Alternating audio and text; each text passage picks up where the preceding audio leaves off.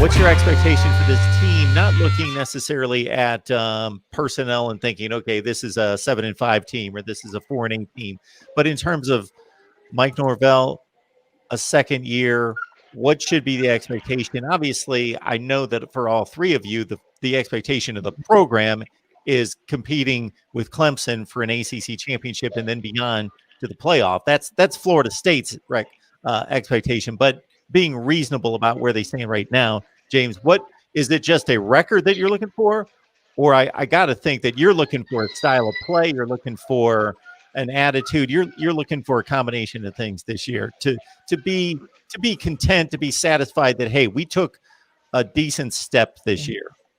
Yeah, I'll say, yeah, there are a few things. First and foremost, I'll say the record. And again, you got to get to, if he can't get 8 wins, then we just really made this is an expensive experiment. The schedule isn't anywhere near as favorable as last year's, but we still should be able to make some progress. There are 5 games that you definitely probably are, I would say, outmatched, but you can play up and do one. Really, Clemson and Florida, and I hate to admit that right now, are games I would just scratch off. Notre Dame is losing a lot, and you can create a lot of momentum if you go out and you upset Notre Dame at home, because there's a lot of things that you have. North Carolina, Miami, you beat North Carolina last year. Miami is going to have a true freshman quarterback or a midget, and Tate Martell decided that he's coming back. Either way, you got really good odds going against you. If you can't beat those 2 teams, then you're really sliding from that. You're in that middle tier already, and you're really sliding downwards, and that should never happen. So that's something I'm looking for. One thing. 2, how does it look? So let's say they do go 8-5 and the offense is super explosive, but they're winning shootouts. Now I have to really question, is your loyalty and some of the things that you're doing hindering your ability to truly run this program in an effective way? Because that means that Coach Fuller probably was a mistake. It's funny, as much as people bash me about saying I'm speaking bad about Florida State, not once have I ever asked for a coach to be fired. I've actually just used the same rhetoric that other people use to give some people excuses. So if Mike Norvell and Coach Kenny Dillingham, who I have a pretty decent relationship with, as people have seen on Twitter the last couple of days, but I hold people accountable. If they we didn't have COVID, we had COVID, we did have spring, we don't have our guys, then I have to give Coach Fuller the exact same thing, because he dealt with those exact same issues. He had COVID he had to deal with. He didn't have spring. He doesn't have his guys. So now everybody COVID's still here. So everybody gets COVID, but you'll get your spring. You'll have a full off season. You've recruited your guys and you brought guys in from the transfer portal. So if that defense isn't flying around and stopping people, then I have to then I have some questions. And then third is like, really, what is the energy and what is the sound like within the program? Our guys truly happy to be here, and I'm not talking about those sound bites and the articles, because if you're a fan right now and you believe anything that the beat writes in terms of culture and how the guys feel in these press conferences, then man, I got oceanfront property in Nebraska to sell you. We started off the year with the Kumbaya, what was it, not picnic, where they went out into the woods or whatever, and they had the campfire, and everybody talked about how much James Blackman was the key, and we're culture, and it's so much better, and blah, blah, blah. And James Blackman's no longer with his team. Actually, 3 of the guys they interviewed, and they used quotes from him, are no longer on his team. So all of a sudden, those guys went from culture to guys who, affected the culture. I don't want to hear about guys being coach, because you said that last year. It's really simple. Show me on the field. But if guys are going around, they got the heart, they're playing like that, that will help recruiting. So even if you're a 6-6 ball club, a bowl-eligible ball club, if it looks more competitive and the energy around the program is guys truly want to be here and they're not just using lip service, now you'll see FSU possibly be able to rise in that 3rd year, because I also think that this is the reality. You got to give a coach 3 years. And the mistake, no matter what people want to say, this is not me being a tag lover. The mistake that you didn't use, like from looking at tags past, the third year was always the year they made an exponential jump. So I do believe that the third year can be a year where actually with Mike Norvell in Memphis, his third year was when they made an exponential jump. And then his fourth year, I believe, is when they went on to win the conference championship.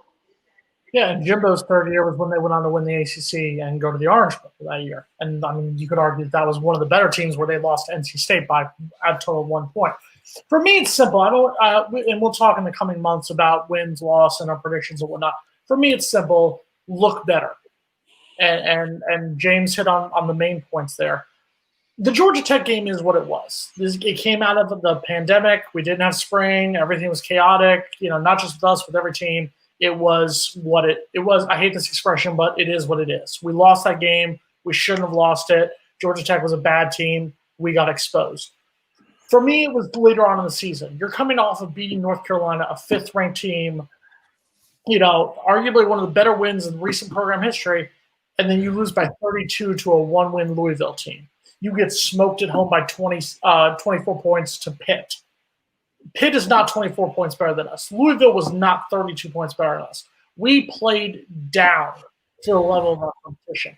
I'm not upset that we went the Florida State grad in me is upset we went 3-6. The person who covers this team is not surprised and not fully disappointed. What disappointed me is the way we played. Like I said, do I think we're going to lose the opener to Notre Dame? If I'm a betting man, yes. Do I want us to play better than we did last year? I need to see us look better. We lost by 16 to Notre Dame. I need to see us, and Mark, you've talked about this over the course of the year about how teams play and seeing how the teams play. I need to see us play with that desire that we may not beat Notre Dame. And I think Notre Dame is a game that we could considerably win if we played our best game because Notre Dame loses a lot of guys. I think Notre Dame will come as the favorite. I think Notre Dame will probably win. I think it'll be closer than it was last year. But it depends on how much we want that desire. How much do we have that desire to prove that Florida State is on the way back? If Florida State does play like that, I think 8 wins is possible. If Florida State doesn't, if Florida State plays the way Florida State played this year, there's a legitimate chance that after 21 games, Mike Norvell will have a worse record than Willie Taggart. There's got to be improvements in a lot of areas. We got to see continued improvement in offensive line. Linebacker group has got to have a whole. There's got to be.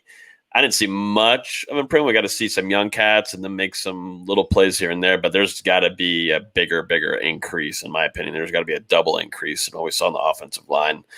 I do like these coaches. I think this is our last little bit of Odell Haggins. This is possibly our last little bit of Ron Dugans. So this is their last going away party, I think, for these guys, and definitely for Odell Haggins. This is it. This is for him. The defensive line was piss poor. I mean, I'm surprised we don't talk about that enough. I mean, that was terrible last season. That was atrocious. I don't even remember Robert Cooper being on the field now that we almost a month after kickoff. I don't really remember. Definitely Marvin Wilson being there. I don't remember Corey Durden being there. Janaris Robinson's kind of career has been the same throughout it all. And Kendo stayed healthy this whole season, but I don't really remember him playing. That's what I remember of the defensive line. So defensive line has got to get better as a whole, most certainly. If you're going to do it for anybody, do it for Odell this last season for him. And yeah, I want to see the better packages on defense, put guys in the right directions.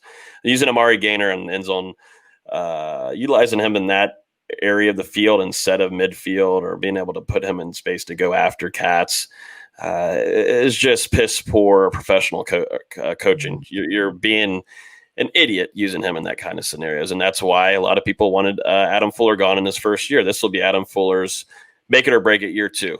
A lot of coaches. And we're going to see if they're able to. Norvell gave them all another chance, it looks like. And we're going to see if they're going to live up to keep their jobs for a lot of these guys. Will you admit to us right now? I mean, I admitted months ago that I had a man crush on James Coleman for scoring that touchdown against Miami in 2005 to give me my first win shooting against them. That was a scary night.